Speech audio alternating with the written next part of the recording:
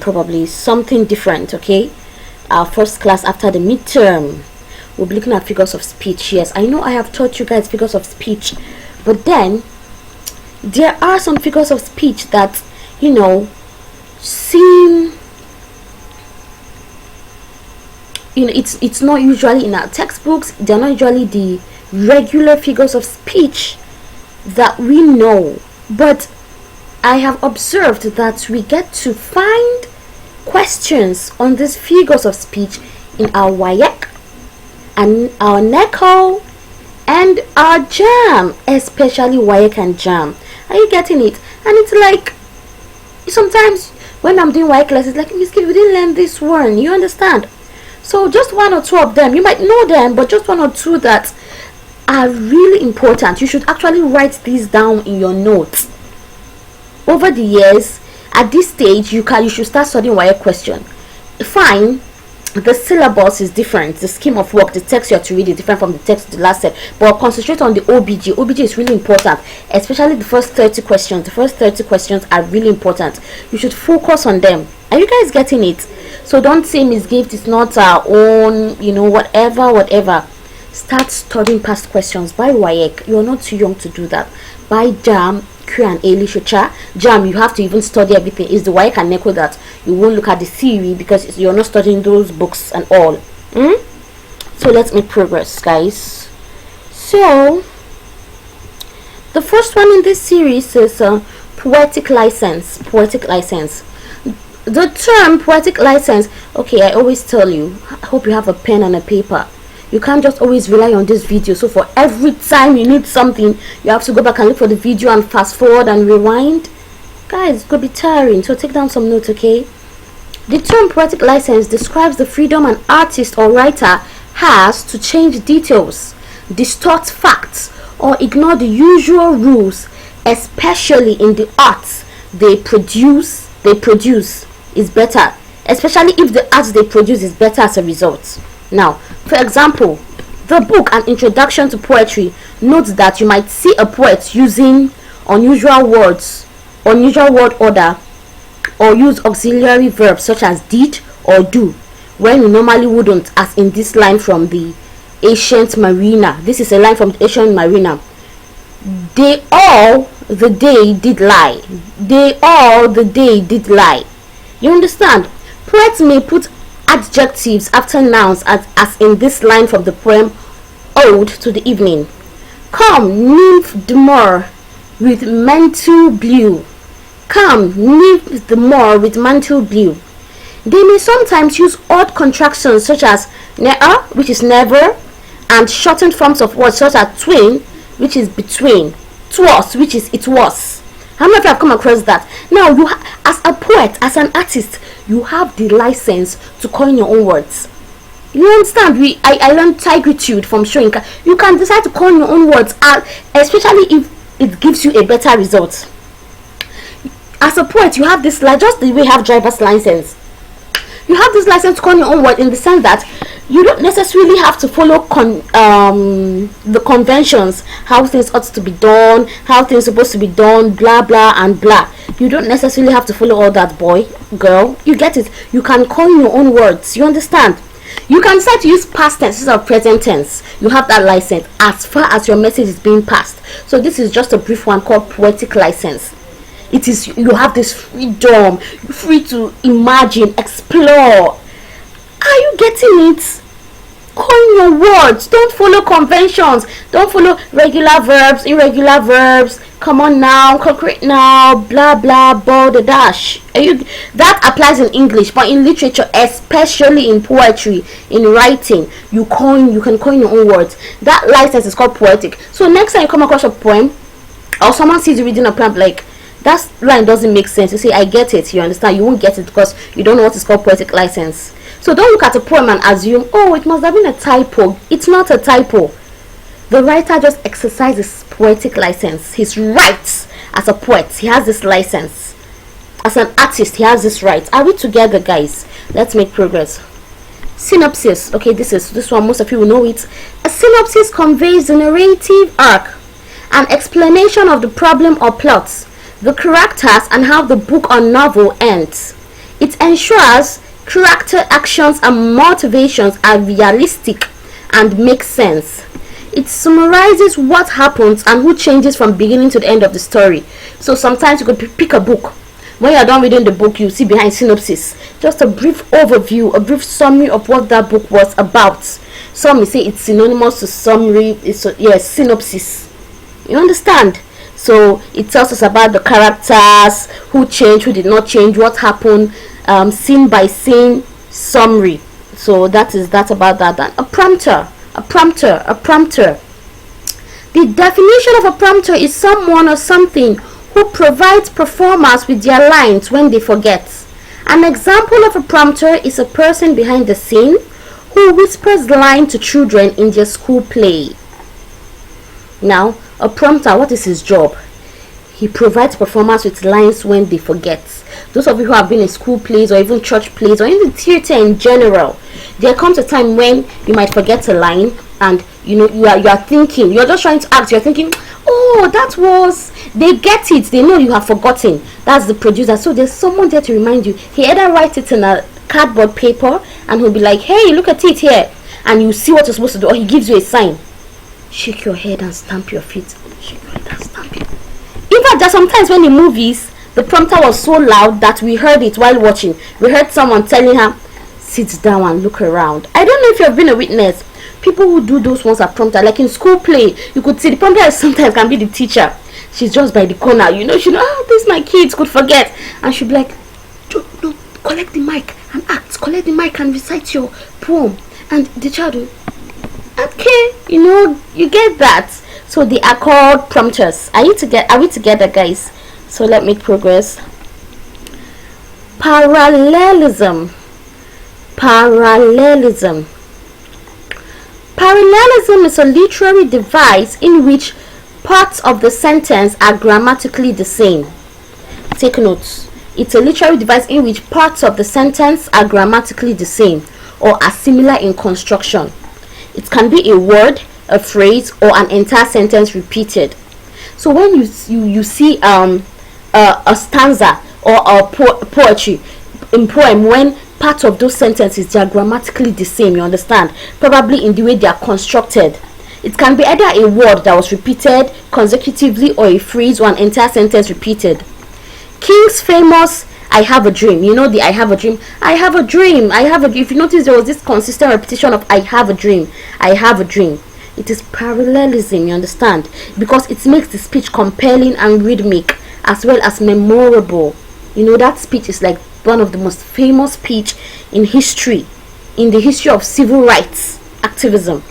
Are we together? So you can see parallelism, it makes it compelling. I have a dream. Sometimes when you hear it, you feel rejuvenated, you feel like you can achieve it all. Sometimes I even listen to that speech when I feel like I'm lost. I go and I listen to the I have a dream speech. Are you getting it? So you can see the consistent repetition. It makes the speech compelling, it makes the speech rhythmic and as well memorable. It is called parallelism. Take notes. Listen, I don't know why I loves parallelism a lot. In fact, in a question of 1 to 30, you could find it in 2 questions. Maybe question 2 and question 13. I love parallelism. Don't mistake it for repetition. You understand? It is when sentences are grammatically the same. Okay, let me see if I gave other examples. Yes. The opening paragraph of Charles Dickens' A Tale of Two Cities is perhaps the best known example of parallelism in literature. Parallelism is shown by using it was, that is in this poem, to connect opposing ideas. You can see how parallelism is used now. It was the best time of the year. It was the worst time of the year. It was the age of wisdom.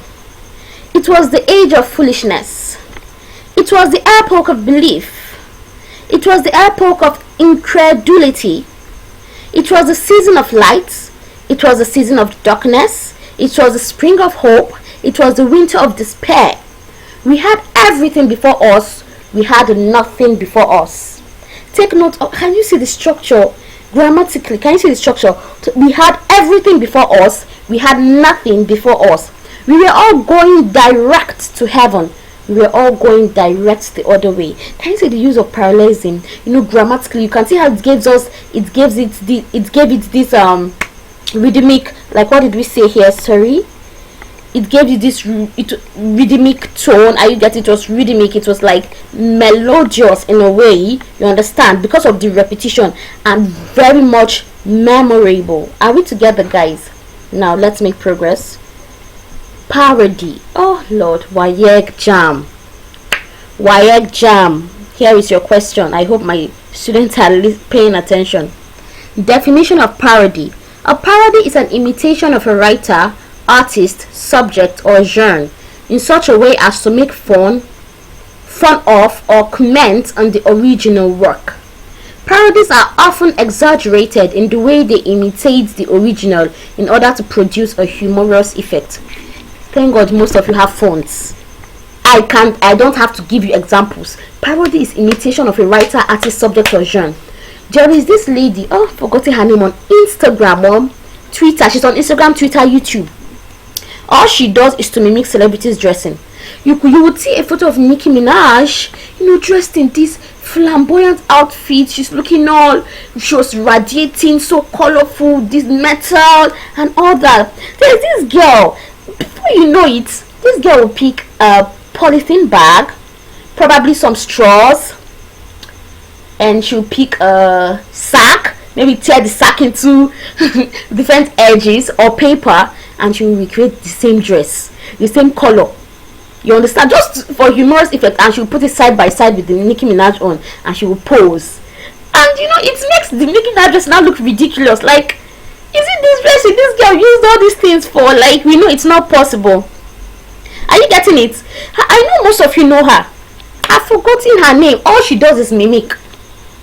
Then we have those who do it on TikTok. Those your TikToks videos you guys do sometimes, wherein you mimic a singer's voice and you sing your own version to create a humorous effect, or even a writer or a genre. You understand? Pop culture has really helped us to understand parody. Most of the things here is just for humor. You see it online, someone said something and someone comes out to mimic him. Like, here's what he said. What was the one that happened recently? Sometimes a government official could say something and you see one of these Elenu or one of these guys. Elenu's own is that he makes his mouth look somehow and he makes a speech. Probably you will know that it was this person that actually said it, and Elenu is just buttressing or just trying to. It's a parody. Are you getting it? So make fun or comment on the original work. Sometimes people do it to pass a message. Yes, they intentionally mimic that work to pass a message. Like, is this all we're talking about? You understand? But in general, when you parody a work, it's just to produce a humorous effect. The best example I can give is when some of these comedians mimic celebrities dressing. We've seen it countless times, or mimic their dance step, and they know they can. Oh, this one we draw Don Jazzy and say, kindly retweet, I want Don Jazzy to see it. Now the photo is actually looking like him, but he drew it in a very funny way. Who could have done better? These guys are funny. I know you know what I'm talking about. Let's make progress. Epitaph. An epitaph is a short statement about a deceased person, often carved on his or her tombstone. Epitaphs can be poetic, sometimes written by poets or authors themselves before dying. The phrase epitaph comes from the Greek phrase epitaphios, meaning funeral orations. Now, epitaph is not the eulogy you give when someone dies, where they'll tell you tribute. No, epitaph is what you put on a tombstone. Sometimes you see beautiful Mary this passed on this survived by, you understand, or they'll write it on the tombstone, in loving memory of our grandmother, mother, and this. All those inscriptions on tombstone, they're actually artistic. Yes, so they're called epitaph. I hope you could get that. WAEC, NECO, JAM, favorite, one of their fave. So limerick is a humorous poem consisting of 5 lines. The first, take notes, it's just a poem consisting of 5 lines. Now, the first, second, and fifth line must have 7 to 10 syllables while rhyming. Now, line 1, line 2, and line 5 must have 7 to 10 syllables and they must rhyme. and having the same verbal rhyme. The third and fourth line should only have 5 to 7 syllables. They too must rhyme with each other and have the same rhyme. I know I've taught you rhyme scheme. So it means in that kind of poem, since line 1, 2 and 5 are rhyming and line 3 and 4 are rhyming, it should not be A A B B A. Can you see the rhyme scheme?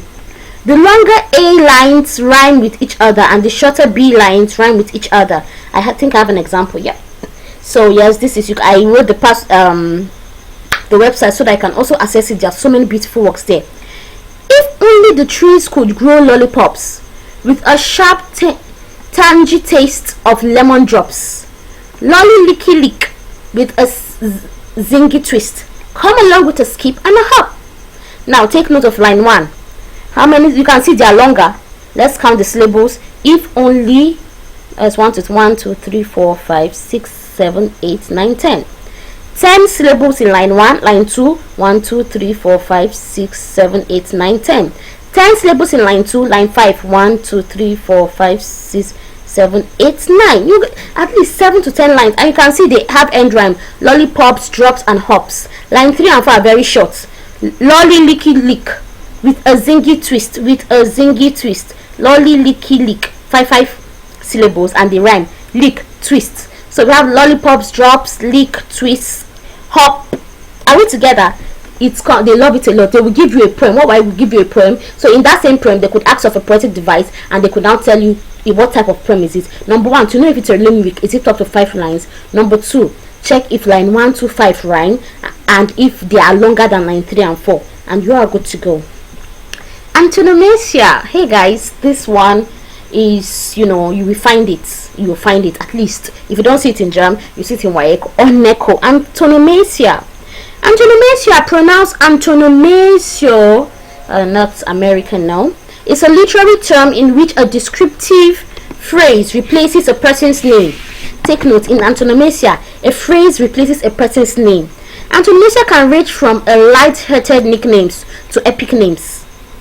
Take note, it always has to do with names. The phrase antonomasia is derived from the Greek phrase antonomazin, meaning to name differently. It is when phrases are used to replace persons' names. Now, Wole Soyinka is the Shakespeare of our time. This is an example of antonomasia. Why do we call Wole Soyinka the Shakespeare of our time? Because we all know Shakespeare. Who was Shakespeare? Shakespeare is like, when you talk about art, you mention his name. Shakespeare was prolific. He was an icon. He was everything. He was like our father. When you talk about the classics, Shakespeare literally birthed the classics and all that. Are you getting it? One of the best playwrights in the world of his time. We are still studying his books and his poem, his sonnets and all that. Now, who is Wole Soyinka? He has won the Nobel Laureate Award. He's a Nigerian. He's a prolific writer, a poet. You know him now. You know Wole Soyinka. He is renowned. He's well traveled. When you're talking about prolific writers in Africa, you call Wole Soyinka Chinua Achebe and all that. Now, Wole Soyinka focused mainly on plays. Yes, he was a playwright, just like Shakespeare. You understand? So when we compare Wole Soyinka to Shakespeare, it's like Wole Soyinka is one of the best of our time. Wole Soyinka wasn't born in Shakespeare's time, and his parents hadn't even met. Shakespeare died really long ago. Are we getting it? So we can't really compare them, but we can say Wole Soyinka is the Shakespeare of our time. Like, man, Wole Soyinka is too intelligent. Because Kano is the Mecca of Nigeria. Where is Mecca? Mecca is like a Islamic city, a city where Muslims travel to pay homage. It's a religious city where it's like the center of Islam in the world. Muslims go there to pay homage to their Allah, to Prophet Muhammad and all that.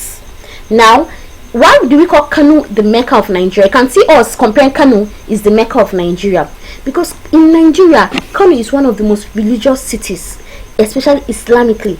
Yes, they still adhere to strict Islamic principles.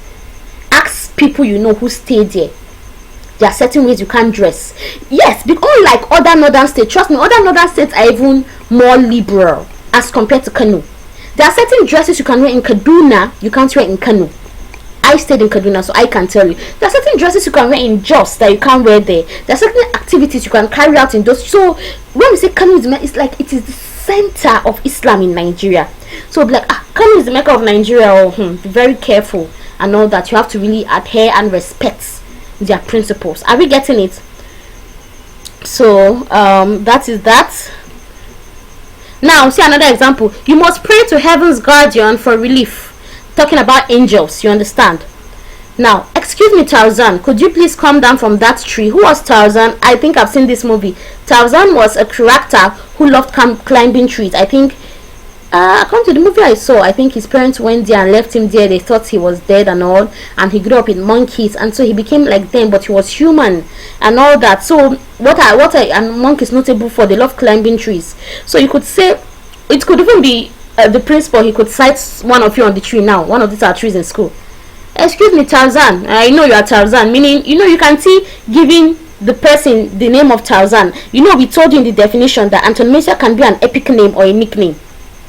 You understand? Some of you that have nickname now, there are some people that are so intelligent, their classmates even call them Albert Einstein. Go and meet Albert Einstein, he will pieces this maths for you. He will answer everything, he will solve it. Are you getting it? Stuff like that. So now when I eventually met Mr. Right, I had no idea that his first name was always. When I eventually met Mr. Right is like a nickname. It's like a name you give to someone who fits all the attributes you want in a man. Are you getting it? So when I first met Mr. Right, it's like an epic name now. The answer for this question can be given only by Mr. Know-It-All. It's one of all the sarcastic classmates of yours. Ask Madam Aituno or Madam Know-It-All. It's a nickname now. The person, what do you say know-it-all? It means the person seems to have an answer for every single question. You understand? So you just, the answer for this question can only be given by Know-It-All. She's the only one that can answer you.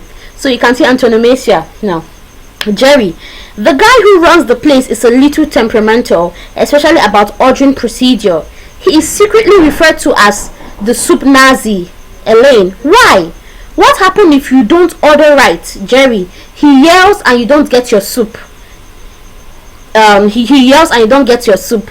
You know the story of the Nazis. They were like, you know, he's referred to as a soup Nazi. The Nazis, people were scared of the Nazis. They were involved in the previous world wars and all that. So when you say as a soup Nazi, it's like, whoa. Okay, let me bring it down here now. Who do you guys scare most here? Like in the school, like, you know, when you, wow, you could say what nickname could you give? I've had some funny nicknames around. I won't say them, but you know what I'm talking about. Now, he proved the Judas to the cause. We all know Judas. Someone proved the Judas. He's a traitor. Let's make progress. Chiasmus. I like the name, don't you? Chiasmus.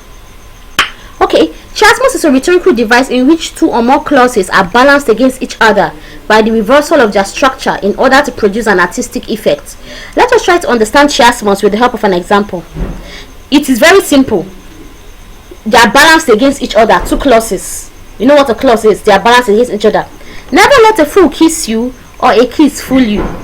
They must make sense. So don't just balance any kind of sentence. Like this one makes sense. Never let a fool kiss you or a kiss fool you. It makes perfect sense. But you can see the reversal of the structure. Now, she has all my love, my heart belongs to her. She has all my love, my heart belongs to her. You forget what you want to remember and remember what you want to forget. Story of my life. Certain things I want to totally like forget in my life, I keep remembering them. Why? But certain things I want to like forget. I want to like remember. I barely. I was supposed to get batteries today. I needed batteries. I was actually thinking about these batteries as I was walking to the store. The moment I got to the store, I bought something else. I forgot. The moment I left the store and entered the keke heading home, I remembered. You forgot batteries. It's so crazy. So never let a kiss fool you or a fool kiss you. You understand? So you can see that. So chiasmus appears. Yes, I've seen it on 3 occasions while studying past questions with your seniors. Cacophony. Cacophony is the use of combinations of words with loud and harsh sounds. Take notes. That's why sometimes when people make noise, you'll be like, oh God, what's the cacophony about? You understand? I can't understand the cacophony, stuff like that.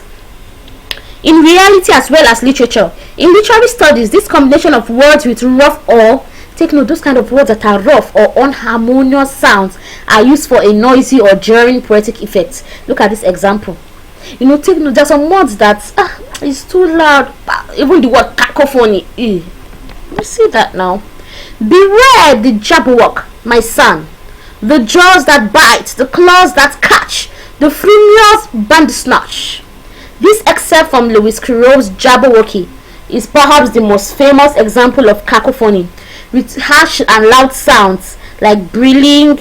Why I used to always write the names of the poem so that you can go and study it yourself. That is what a student will do. I cannot write everything. You understand? You can't even copy them down if I write everything on the slide, guys. So make the work easier. Go and study these poems. You get? I think there's another example. Yes. Look at the following excerpt from Jonathan Swift's Gulliver's Travels. I know someone say I've seen the movie with the poem. Yeah. And being no stranger to the art of war, I have him a description of cannons, culverins, muskets, carabines, pistols, bullets, powder, swords, bayonet, battles, sieges, retreats, attack on the mines, countermines, bombardment, sea fight. Can you see the harsh and unharmonious sounds oozing out from these excerpts? Can you see that? So noisy. So we call it cacophony. You will find it in at least JAM, WAEC, NECO. I can assure you. Ask your seniors. We have studied past questions. There are so many things that came up that was not even in our textbooks, but our example course, our standard literature in English, and our excellence in literature in English. Are we getting now? In order to describe the destructive consequences of war, the writer chooses the words and arranges them in an order that produces an effect that is unmelodious, harsh, and jarring, which corresponds with the subject matter. Okay, guys. So we're done. I didn't know that. So you can see how many did we learn. Should we count as we're going back? 1, 2, 3, 4, 5, 6, 7, 8, 9, 10. Woo! We did 10. That is more than enough. More than enough, guys. Yes, so please, I would advise you to read. It's more like an advice, because you're at home and I know your parents are doing their best to like pushing you and encouraging you. Meet them halfway. Don't leave off the job for your parents. If your parents are pushing you to be the best version of yourself, meet them halfway. You to also strive to meet them,